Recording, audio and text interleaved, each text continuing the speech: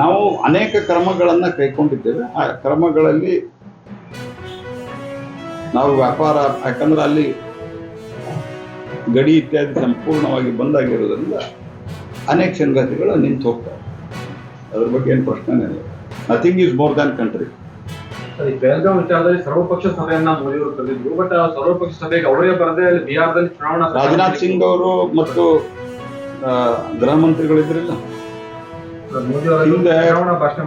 ಹಿಂದೆ terrorist attack ಆದಾಗ ಏನು ಮೀಟಿಂಗ್, ಆಲ್ ಪಾರ್ಟಿ ಮೀಟಿಂಗ್ ಯಾರು ಬಂದಿದ್ರಂತ? ರೆಗ್ಯುಲರ್ ಆಲ್ ಪಾರ್ಟಿ ಮೀಟಿಂಗ್ಗೂ ಒಂದು ಸರ್ತೆನೋ ನೆಹರು, ಇಂದಿರಾ ಗಾಂಧಿ, ರಾಜೀವ್ ಗಾಂಧಿ, ಪಿ ವಿ ನರಸಿಂಹರಾವ್, ಮನಮೋಹನ್ ಸಿಂಗ್ ಒಂದು ಸರ್ತೆ ಬಂದಿಲ್ಲ. ಹಲವಾರು ಬಾರಿ ನಮ್ಮ ಪ್ರೈಮ್ ಮಿನಿಸ್ಟರ್ ಬಂದಾರೆ. ಹನಿಪಿಲಿ ಮಾತಾಡೋದು ಯಾರು ಸಂಬಂಧಿಸಿದ ರಕ್ಷಣಾ ಸಚಿವರು, ವಿದೇಶ ಮಂತ್ರಿಗಳು, ಆನಂತರ ಗೃಹ ಮಂತ್ರಿಗಳು ಎಲ್ಲ ವಿವರಣೆ ಕೊಟ್ಟಿದ್ದಾರೆ. ಸಂಪೂರ್ಣವಾದಂಥ ವಿವರಣೆಯನ್ನು ಕೊಟ್ಟಿದ್ದಾರೆ.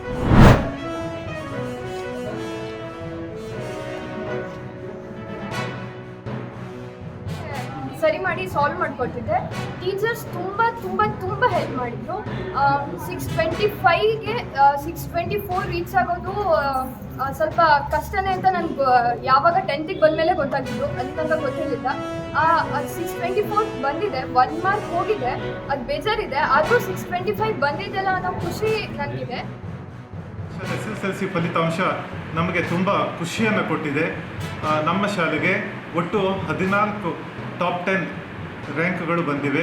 ಅದರಲ್ಲಿ ಸೆಕೆಂಡ್ ರ್ಯಾಂಕ್ ತನುಶ್ರೀ ನರಸಿಂಹ ಜೋಶಿ ಅವಳು ಪಡೆದಿದ್ದಾಳೆ. 625ಕ್ಕೆ 624 ಅಂಕವನ್ನು ಪಡೆದು ರಾಜ್ಯಕ್ಕೆ ದ್ವಿತೀಯ ಸ್ಥಾನದಲ್ಲಿದ್ದಾಳೆ. ಇಷ್ಟೊಂದು ಉತ್ತಮವಾದಂಥ ಫಲಿತಾಂಶದ ಹಿಂದೆ ನಮ್ಮ ಶಿಕ್ಷಕರ ಒಂದು ಪರಿಶ್ರಮ ಅಡಗಿರೋದು ಇದರಲ್ಲಿ